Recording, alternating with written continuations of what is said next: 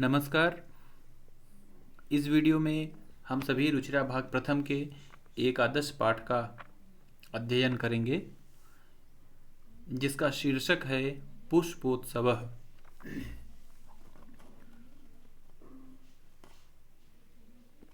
ये जो पुष्पोत्सव है, ये एक संधि युक्त पद है बच्चों, जिसका संधि विच्छेद होता है। एक होता है पुष्प, पहला शब्द है पुष्प, इसमें जुड़ा हुआ है उत्सव,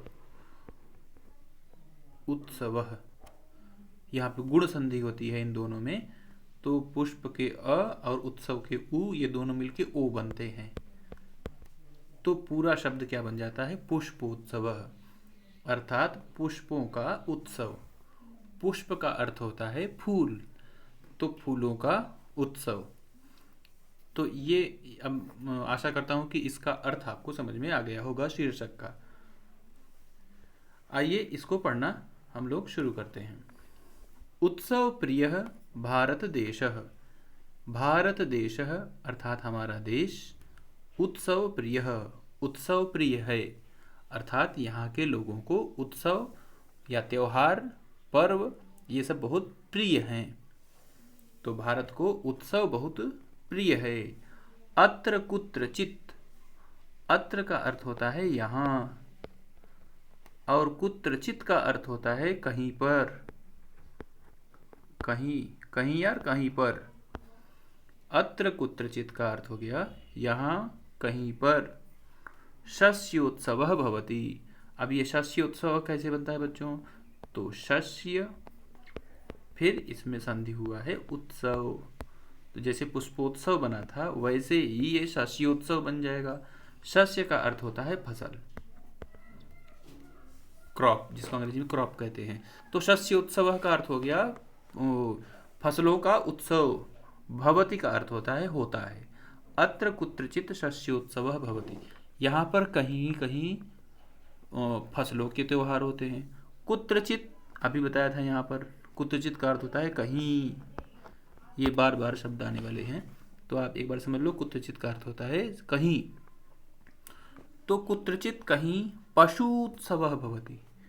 पशुत्सव, ये पशुत्सव कैसे बनता है बच्चों? एक शब्द है पशु और दूसरा शब्द है उत्सव। तो पशु उत्सव, तो पशु में ये ह्रस्व उ है, यहाँ भी ह्रस्व उ है। जब दोनों उ मिलेंगे तो दीर्घ संधि होती है, तो वहाँ दीर्घ उ बन जाता है बच्चों। तो इसीलिए पशु में यहाँ पर दीर्घ उ लगा हुआ है। देखो, पशुत्सवः। तो पशुत्सव का अर्थ होता है पशुओं का उत्सव। कुत्रचित् पशुत्सवः, कहीं पर पशुओं का उत्सव। भवति होता है। कुत्रचित् कहीं पर। धार्मिकोत्सवः, धार्मिकोत्सव का अर्थ होता है धार्मिक उत्सव, और कहीं पर धार्मिक उत्सव होता है। फिर आगे लिखा है बच्चों कुत्रचित् च का अर्थ होता है और, च का अर्थ होता है और। यानोत्सवः, यान का अर्थ होता है गाड़ी, और उत्सव का अर्थ होता है त्योहार या पर्व। अभी वह पूरा समझते हैं। उत्सव प्रिय भारत देश, यह भारत देश उत्सव प्रिय है। अत्र कुत्रचित् शस्योत्सवः भवति, यहाँ पर कहीं फसलों का उत्सव होता है। कुत्रचित् पशुत्सवः, कहीं पर पशुओं का उत्सव होता है। कुत्रचित् धार्मिकोत्सवः भवति, कहीं कहीं पर धार्मिक उत्सव होता है। कुत्रचित् च यानोत्सवः, और कहीं पर यानों का उत्सव होता है, गाड़ियों का उत्सव होता है, मेला लगता है अर्थात। एतेषु एव अस्ति, एतेषु का अर्थ होता है इनमें। एतेषु का अर्थ होता है बच्चों इनमें।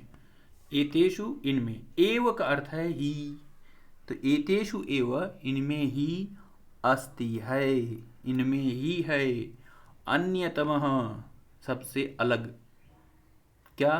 पुष्पोत्सवः इति। इन सभी में एक अन्यतम है पुष्पोत्सव। इन सभी में एक विशिष्ट उत्सव ये भी होता है, जिसका नाम है पुष्पोत्सव, फूलों का उत्सव, फूलों का त्योहार। अयम, यह, अयम का अर्थ होता है यह बच्चों, दिस। अयम, यह पुष्प, अयम किसके लिए प्रयुक्त है? पुष्पोत्सव के लिए, फूलों के उत्सव के लिए।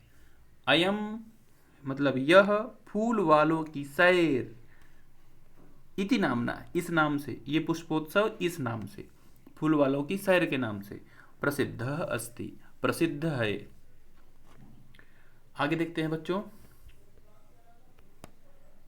देहल्याह, इसका मूल शब्द है बच्चों देहली, देहली, जिसको हम हिंदी में क्या बोलते हैं, दिल्ली। तो देहली में जब षष्ठी विभक्ति लगती है तब स्वरूप बनता है देहल्याह। जैसे नदी का बनेगा नद्याह, और बालिका का बनता है बालिकायाह। तो देहल्याह का अर्थ होता है दिल्ली के, क्योंकि षष्ठी विभक्ति का चिन्ह होता है काके की।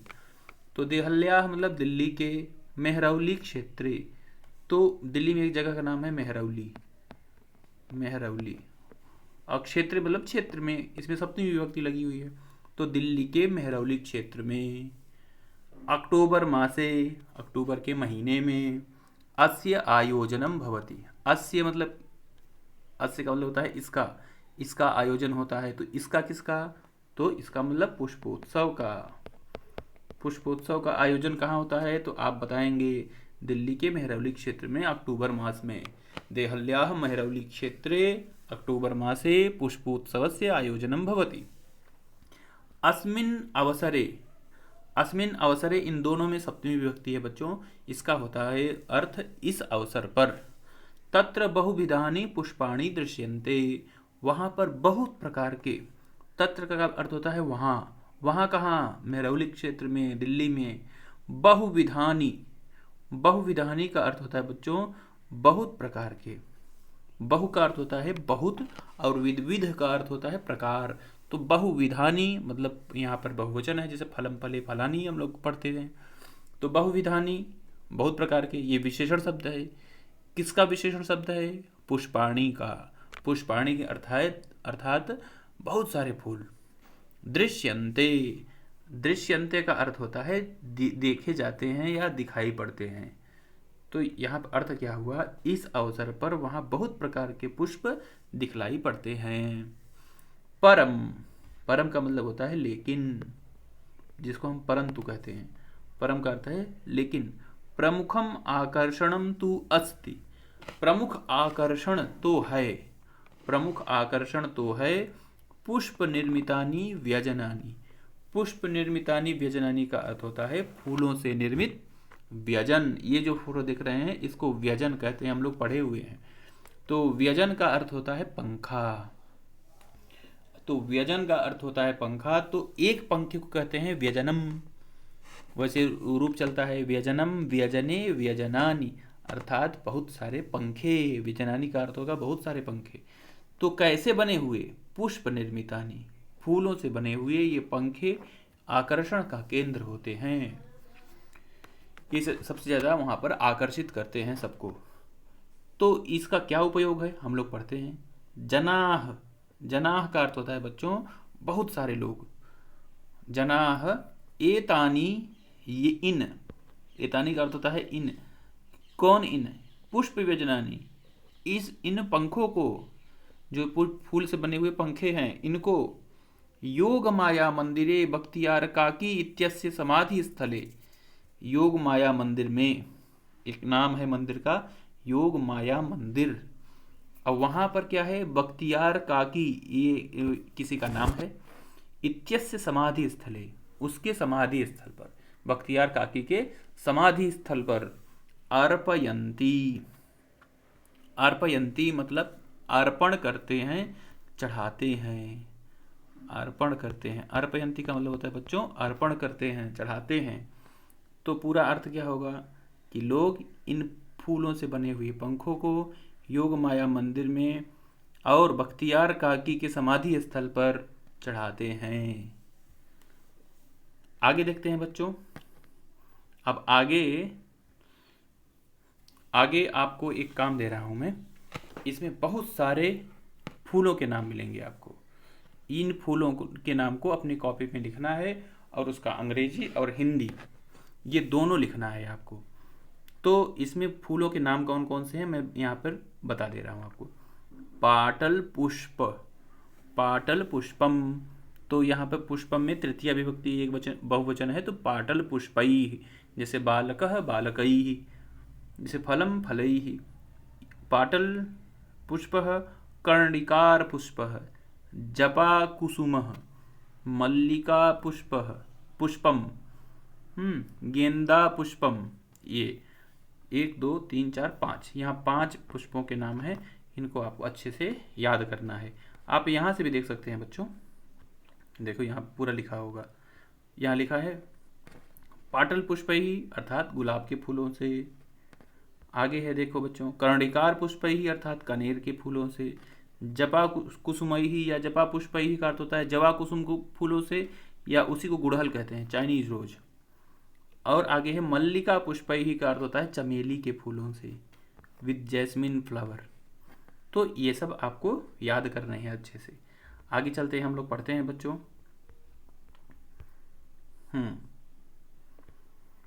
केचन, केचन का अर्थ होता है कई लोग।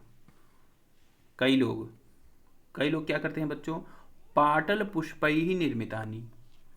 पाटल पुष्पैः का अर्थ होता है गुलाब के फूलों से। निर्मितानि अर्थात निर्मित हुए, बने हुए। केचन, तो केचन यहाँ भी है, कई लोग। कर्णिकार पुष्पैः, कनेर के फूलों से। अन्ये, और जो अन्य लोग हैं, जपा कुसुमैः, जपा के फूलों से, गुड़हल के फूलों से। अपरे मल्लिका पुष्पैः, और सब चमेली के फूलों से। इतरे च गेंदा पुष्पैः, गेंदा फूल हम लोग पास बहुत आसपास बहुत होता है, तो गेंदा के फूलों से। तो इन फूलों से क्या, निर्मितानि व्यजनानि नयन्ति, इन फूलों से बने हुए निर्मित पंखों को ले जा करके चढ़ाते हैं। तो उन जो बख्तियार काकी और योग माया मंदिर में जो फूलों के पंखे चढ़ाए जाते हैं, तो वो फूलों के पंखे इन फूलों से बने होते हैं। ये यहाँ पर समझाया गया है। यहाँ पर ध्यान देने वाली बात ये है कि सभी फूलों के नामों में तृतीया विभक्ति बहुवचन है। ये कहाँ होता है, जैसे बालक का होगा तो बालकैः, पुष्पम का होगा तो पुष्पैः, फलम का होगा तो फलैः, और उसका चिन्ह होता है से या द्वारा।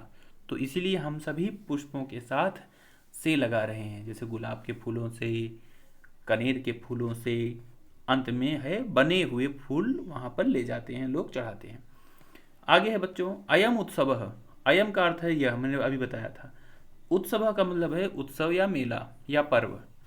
दिवसत्रयम, दिवसत्रयम का मतलब होता है 3 दिवस का अर्थ होता है दिन। दिवसत्रयम का अर्थ हो जाएगा 3 दिन। यावत प्रचलति, यह उत्सव 3 दिन तक चलता है। यावत का अर्थ होता है तक, यह उत्सव 3 दिन तक चलता है। एतेषु दिवसेषु, इन दोनों में सप्तमी विभक्ति बहुवचन है। बालकेषु जैसे होता है, तो बालकेषु का अर्थ है बालकों में। तो एतेषु दिवसेषु का अर्थ होगा, इसमें मैं यहाँ पर लगाना है, तो इन दिवसों में, इन 3 दिनों में। इन 3 दिनों में क्या केवल फूलों के पंखे चढ़ा जाते हैं? नहीं, और भी जब त्यौहार है तो वहाँ पे बहुत सारे काम होते होंगे। क्या कार्य होते हैं देखो, पतंगा नाम उड्डयनम, पतंग हम लोग खूब जानते हैं, इसमें षष्ठी विभक्ति बहुवचन है, तो पतंगा नाम का अर्थ हो जाएगा काके की, ये लगाना है तो पतंगों का। उड्डयनम मतलब उड़ाना, पतंगों को वहाँ पर उड़ाते हैं लोग। विविधा क्रीडा, विविधा का अर्थ होता है बहुत प्रकार के, और क्रीडा हम लोग पढ़े हैं खेल। विविधा क्रीडा मतलब विभिन्न प्रकार के खेल। मल्ल युद्धम, मल्ल युद्धम वो होता है बच्चों, जैसे हम लोग कुश्ती देखते हैं, कुश्ती को मल्ल युद्ध कहते हैं, तो मल्ल युद्धम अर्थात कुश्ती। चापी, चापी का अर्थ होता है च अपी। अब चापी का अर्थ हो गया च अपी, च का मतलब होता है और अपी का मतलब होता है भी। चापी का अर्थ मतलब हो गया भी, मल्ल युद्ध भी। प्रचलति वहाँ पर चलता है, प्रचलति मतलब वहाँ पर चलता है। तो इन दिवसों में पतंगों को उड़ाना, विभिन्न प्रकार के खेल और कुश्ती वहाँ पर चलता है इन 3 दिनों में। आगे बढ़ते हैं बच्चों। विगतेभ्यः 200 वर्षेभ्यः, विगतेभ्यः 200 वर्षेभ्यः, तो विगत का मतलब होता है बच्चों बीता हुआ। विगत का मतलब होता है बीता हुआ, अब इस विगत में हम पंचमी विभक्ति बहुवचन लगा रहे हैं क्योंकि हमको से का अर्थ ले आना है। कौन से का? फ्रॉम के अर्थ का।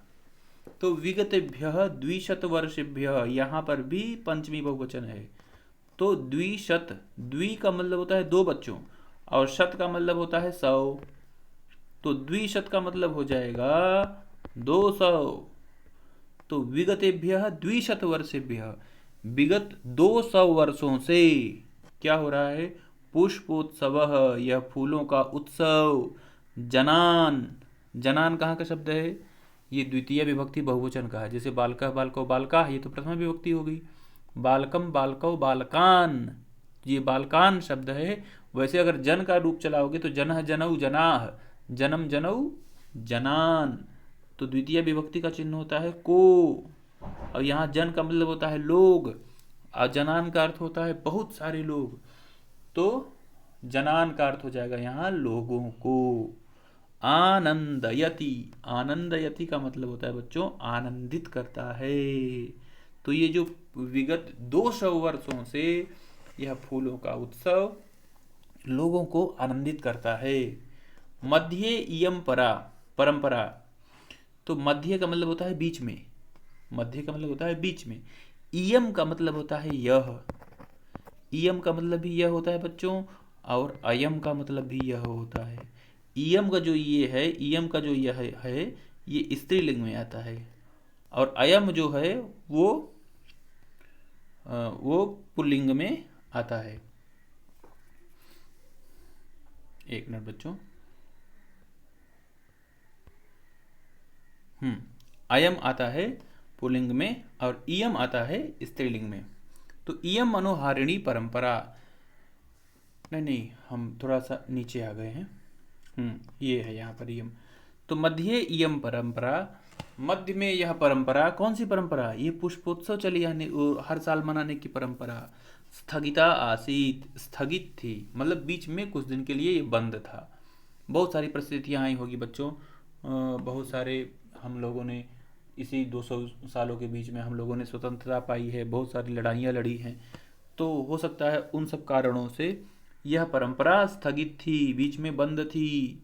परम, परम का मतलब अभी बताया था मैंने। लेकिन स्वतंत्रता प्राप्ति ही पश्चात, ये स्वतंत्रता प्राप्ति ही मतलब स्वतंत्रता प्राप्ति के पश्चात, ये षष्ठी विभक्ति एक वचन है। लेकिन स्वतंत्रता प्राप्ति के पश्चात मतलब स्वतंत्रता पाने के बाद, इयम मनोहारिणी परंपरा। कौन सी परंपरा? पुष्पोत्सव मनाने की परंपरा। यह मनोहारिणी परंपरा पुनः मतलब फिर से, समारब्धा, आरंभ हो गई, शुरू हो गई, आरंभ हो गई या शुरू हो गई। तो यह जो परंपरा बीच में स्थगित हो गई थी, लेकिन स्वतंत्रता प्राप्ति के पश्चात यह मन को हरण करने लेने वाली परंपरा फिर से शुरू हो गई। पुष्पोत्सव अर्थात फूलों का उत्सव। अद्यापि, अद्यापि शब्द कैसे बनता है? अद्य, अद्य में कौन सा शब्द जोड़ा गया है? अपि। अद्य का मतलब होता है बच्चों आज, और अपि का मतलब भी होता है भी। तो अद्य अपि का मतलब होगा आज भी। इन दोनों को जोड़ देंगे तो क्या बन जाएगा? अद्यापि, मतलब आज भी। सोल्लासम सोत्साहम, यहाँ पर देखो स उल्लास, ये शब्द है उल्लास के साथ। हाँ, और फिर है स उत्साह, तो उत्साह के साथ। इनको जोड़ोगे तो सोल्लास बन जाएगा। सोल्लास का मतलब होता है उल्लास के साथ, मतलब हंसी खुशी के साथ। और सोत्साह का मतलब उत्साह के साथ। च मतलब और, प्रचलति। पुष्पोत्सव आज भी उल्लास के साथ और उत्साह के साथ प्रचलित होता है।